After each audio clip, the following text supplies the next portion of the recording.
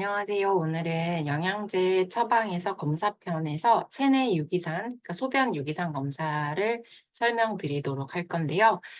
소변 유기산 검사 자체가 조금 내용이 방대하고 조금 평소에 듣지 않던 그런 그 유기산 검사를 했을 때 나오는 뭐 뉴로트랜스미터나 어떤 대사물질들 이름이 어렵기 때문에 사실 좀 많이 생소하고 어렵게 느껴질 수 있는데요.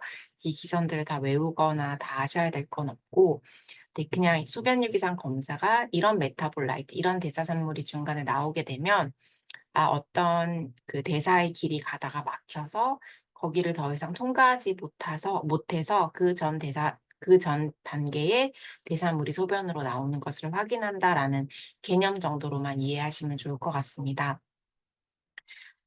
그래서 이 체내유기산 검사는 우리가 음식을 통해서 많은 영양소들을 섭취하게 되는데, 이런 것들이 실제로 우리 몸에서 잘 섭취하고 활용되고 있는지를 평가하는 기본적인 검사고, 소변을 통해서 굉장히 많은 대사물들을 보기 때문에 그것들을 혈액 검사 그리고 임상 상황이랑 종합해서 해석하는 것이 필요하겠습니다. 이 소변 유기산 검사는 직접적으로 미네랄이나 비타민 수치를 검사하는 것이 아니라 이런 유기 화합물의 대사 상태를 분석하는 것으로, 미량의 유기산 이상도 소변이 혈액보다 많이 농축되잖아요. 특히 아침 첫 소변은 자는 동안 농축된 소변을 저희가 봤기 때문에 대사 이상을 확인하기가 쉽거든요. 그래서 이거를 통해서 검사를 하게 되고, 처음에 검사지를 받게 되면 이렇게 복잡한 결과지가 샘플로 이렇게 쫙 나오게 됩니다. 그래서 처음에 소변 유기산 관련해서 나오는 대사는 지방산 메타볼리즘, 패티애시드 메타볼리즘에 관해서 나오게 되고, 지방은 음식을 먹으면 리포프로틴에서 간에서 지방산으로 바뀐 다음에 미토콘드리아로 들어가게 돼서 카르니틴 셔틀을 활용하여 비타민 B2의 도움을 받아서 TCA 사이클로 들어가서 TCA 사이클을 잘 돈 다음에 ATP라는 에너지를 만들어내는 과정을 통해서 사용하게 됩니다. 이 과정에서 카르니틴 셔틀을 넣게 되는 카르니틴이나 바이타민 B2, 리보플라빈의 부족이 있으면 지방산 대사가 문제가 생길 수 있겠죠. 그래서 아디페이트, 수베레이트, 에틸 말로네이트와 같은 어, 부산물이 나오게 되고, 이런 것들이 소변에 많이 검출되게 되면 카르니틴 디피션시가 있구나, 바이타민 B2 디피션시가 있구나라고 역으로 생각할 수 있겠습니다. 뒤에 나오는 개념도 거의 동일합니다. 그래서 이런 것들이 이제 높게 나오게 되면 카르니틴이나 바이타민 B2를 보충하고, 라이신은 카르니틴의 프리커서이기 때문에 보충하는 것이 의미가 있을 수 있다라고 되어 있고요. 그다음 탄수화물 메타볼리즘인데요. 탄수화물 카보하이드레이트는 글루코스를 소화하여 피루베이트 형태로 미토콘드리아로 들어가서 아세틸 코아를 거쳐서 TCA 사이클 거쳐서 ATP를 만들게 됩니다. 이 탄수화물이 들어가서 피루베이트 형태로 진입해서 아세틸 코아가 되고, 이게 TCA 사이클 통해서 ATP를 만들게 되죠. 그래서 이 파이루베이트는 어, 그 글루코네오제네시스에서 메이저 역할을 하거든요. 그래서 이 파이루베이트가 높으면 바이타민 B1, B5, 리포액산, 그러니까 알파 리포산, 리포액산이 결핍인 것을 고려해 봐야 되고요. 그래서 이런 경우에는 저희가 이제 바이타민 B1, B3, B5, 리포익 애시드를 보충하게 됩니다. 그래서 파이루베이트 마커가 높은 경우에는 알파 케토글루타레이트, 알파 케소 아이소발레이트, 알파 케토 아이소 카프로에이트, 그리고 알파 케토 베타 메틸발레네이트를 높은지를 같이 확인해서, 이런 것들이 커먼 엔자임 패스웨이를 공유하기 때문에 확인을 하는 것이 필요합니다. 그리고 락테이트 같은 경우에는 스켈레탈 머슬에서 글루코스의 프린시펄 프로덕트고, 어네어로빅 상태에서 에너지 프로덕션과 글루코네오제네시스의 중요한 역할을 하는데, 이거는 이제 이게 젖산, 락틱산 뭐 이런 게 축적되었을 때, 우리가 여러 가지 뭐 운동을 많이 했을 때 젖산이 축적돼서 근육도 뭉치고 몸도 안 좋아지고 머리도 멍해지고 어지럽고 이런 증상이 있을 수도 있다고 하지만, 이런 것들이 기본적으로 코엔자임 Q10, 바이타민 B1, B2, B3, B5, 리포익산, 그리고 비오틴 같은 것들이 부족할 때 이런 증상이 생길 수 있기 때문에 영양제 부족 여부를 꼭 챙겨주시는 것이 필요하고요. 베타 하이드록시부티레이트는 이제 키토시스 있을 때 많이 나오는 걸로 되어 있는데 이게 이제 굶었을 때 나오는 거는 당연히 우리가 키토시스, 케톤바디를 에너지원으로 활용하는 가정성이 그럴 수 있는데 그게 아니고 우리가 특별히 굶거나 탄수화물 제한시키를 하지 않았는데 높다면 인슐린 저항성의 마커로 볼 수 있습니다. 그래서 크롬이나 바나듐, 알파리포산 등을 보충하는 것을 고려해 볼 수 있겠습니다. 그리고 저희가 또 사이트레이트, 시스 아코니타제, 아이소사이트레이트 이런 게 필수 아미노산으로부터 형성되는데 이게 에너지 TCA 사이클의 에너지 패스웨이거든요. 그래서 이런 것들이 레벨이 높을 경우에는 다음과 같은 경우를 고려해 볼 수 있고 특히 사이트레이트 높고 시스 아코니테이트도 높으면서 어, 높을 때는 저희가 이제 유레아 사이클을 통해서 암모니아 해독을 하는 거기에 장애가 있지 않나? 라고 생각해 볼 수 있습니다. 특히 오로테이트도 같이 올라간 경우에는 그래서 아르기닌 부족을 의심해서 아르기닌 보충하는 것을 고려해 볼 수 있겠습니다. 보시면 이게 내용이 너무 방대해서 제가 모든 내용을 읽고 넘어가지 않고 사실 모든 내용을 다 외울 수도 없고 그때그때 찾아보면서 맞춤형으로 다른 임상 증상이나 혈액 검사, 모발 검사 등과 비교하면서 치료하는 것이기 때문에 한번 전체적으로 꼼꼼히 시간을 내어서 읽어보시면 좋겠고요. 그 다음 같은 경우는 석시네이트, 퓨마레이트, 말레이트는 TCA 사이클에서 셀 에너지를 생산하는 메타볼릭 패스웨이에서 활용되거든요. 그래서 이런 것들이 많이 있을 때는 에너지 대사가 또 원활하지 않구나. 코엔자임 Q10, 바이타민 B2, 마그네슘 보충을 통해서 ATP를 잘 만들도록 도와줘야겠다 생각해 볼 수 있겠습니다. 그리고 HMG, 하이드록시 메틸 글루타레이트는 콜레스테롤의 메타볼릭 프리커서로서 세포에서 코엔자임 Q10을 만드는 데 사용되거든요. 근데 코엔자임 Q10이 에너지의 핵심 역할을 하잖아요. 특히 이 HMG 코어 리덕테즈 이니비터가 스타틴 계열인데 스타틴 계열을 쓰는 경우에 더욱 이 패스웨이가 블러킹이 되기 때문에 이런 HMG가 높게 되는 경우에는 코엔자임 Q10의 보충을 필요로 하는 경우가 굉장히 많고 현대인들의 많은 경우에 코엔자임 Q10이 보충이 필요한 경우가 많습니다. 결과지고요. 지금 나와 있는 결과지는 해외 결과지들입니다. 그리고 또 넘어가서 그 알파 케토 아이소발레익 애시드, 알파 케토 이소카프로익 애시드, 알파 케토 베타 메틸 발린 애시드는 아미노산 발린, 루이신, 아이소루이신의 대사산물이라서 이런 경우에는 아까처럼 똑같이 바이타민 B1, B3, B5, 리포익 애시드 보충해 주시는 것이 필요하겠습니다. 또 특정 바이타민 B군의 그 펑셔널 마커인 소변 유기산의 대사산물들이 있는데요.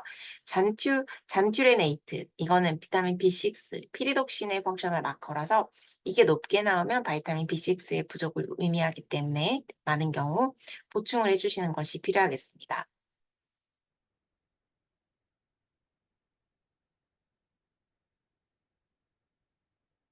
그리고 베타 하이드록시 이소발레이트는 비오틴 결핍의 센시티브 인디케이터이기 때문에 있고 또한 아미노산 이소루이신의 메타볼라이트거든요. 그래서 이런 경우도 디피션시가 있으면 사실 비오틴의 디피션시를 알아내기가 어려운데 이런 경우에 보충을 해주시는 것을 고려해 볼 수 있고요. 그리고 또 메틸 말로네이트, MMA는 바이타민 B12, B12의 펑셔널 마커면서 아미노산 발린의 메타볼라이트거든요. 그래서 이런 경우는 비타민 B12의 결핍을 의미할 수 있기 때문에 하이 레벨일 때는 보충을 해주는 것이 필요하겠습니다.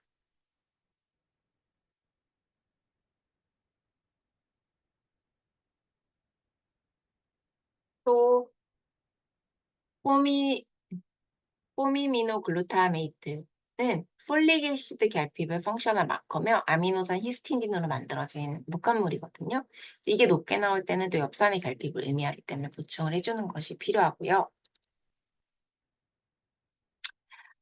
여기서부터는 이제 뉴로트랜스미터인데요. 바닐 만델레이트, 호모 바닐레이트, 하이드록시 인돌 아세테이트는 뉴로트랜스미터의 엔드 프로덕터입니다. 카타볼릭 엔드 프로덕터라서 이런 것들이 소변에서 익스크리션이 많이 된다. 소변으로 많이 나온다. 그러면 해당 뉴로트랜스미터의 토탈 바디 턴오버를 확인할 수 있는데 이런 것들이 많고 적음에 따라 이 사람의 도파민, 에피네프린, 세로토닌 레벨이 어떨지를 추측할 수 있습니다. 그래서 특히 VMA는 바닐 만델레이트 이름이 다들 어렵죠? 에피와 노에피네프린의 그 펑셔널 카타볼리즘에 관련된 마커로 활용되기 때문에 이게 높거나 낮은 경우엔 다음과 같은 경우를 고려해서 환자에게 맞춤형 영양 치료를 할 수 있고요. 고객에게. 그리고 HVA, 호모 바닐레이트. 호모 바닐레이트 같은 경우는 도파민 카타볼리즘의 인디케이터거든요. 그래서 도파민이 이게 높으면 뭔가 도파민이 높은 상황이겠구나. 이게 낮으면 뭔가 도파민이 떨어진 상황이겠구나라고 아주 대략적으로 유추할 수 있겠습니다. 그래서 내용 보시면 되실 것 같고 이런 관련된 신경전달 물질, 약제들을 쓰는 경우에도 수치가 널뛸 수 있습니다. 또 5하이드록시인돌 아세테이트는 장에서 대부분의 세로토닌이 만들어지는데 이 세로토닌 턴오버의 마커로 있기 때문에 이게 높으면은 뭔가 세로토닌이 많은 상황이나 약물 사용을 생각해 볼 수 있겠고 이게 부족한 경우에는 세로토닌의 부족 또는 뭐 우울증이 있거나 좀 세로토닌을 많이 사용하거나 세로토닌을 만들 수 있는 물질들을 적게 먹거나 등등을 고려해 볼 수 있겠고 이런 거는 다른 뉴로트랜스미터에도 비슷하게 작용됩니다.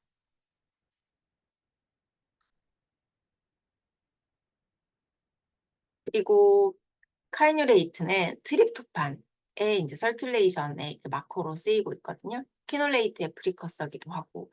그래서 이 카이뉴레이트는 키놀레이트랑 같이 보시는 것이 필요합니다. 그래서 이 키놀레이트 같은 경우는 카이뉴레인 패스웨이를 통해서 마크로파드에서 분비된 인터페론 감마가 그 트립토판으로 생성되거든요. 그 부분에 대해서 이런 부분들이 블로킹이 되고 높게 나오는 것이 관찰되면 우리가 바이타민 B6나 마그네슘을 써야겠구나. 우리가 마그네슘, 뭐 항산화제, 글라이신 등을 쓰는 것이 필요하겠구나라고 생각할 수 있습니다. 또한 피콜리네이트는 트립토판의 헤파틱 카이루네인 패스웨이에서 니코티닉 애시드의 아이소머 많이 어렵죠. 그래서 이런 것들이 우리 몸에서 이런 대사들을 다 조절하게 되는데요. 이거가 만약에 높거나 낮다면 뭔가 피콜리네이트를 자극하는 염증이 있다는 것을 추측해 볼 수 있고 만약에 부족하다면 트립토판을 비롯한 아미노산 섭취를 충분히 늘려주는 것이 필요할 수 있겠습니다.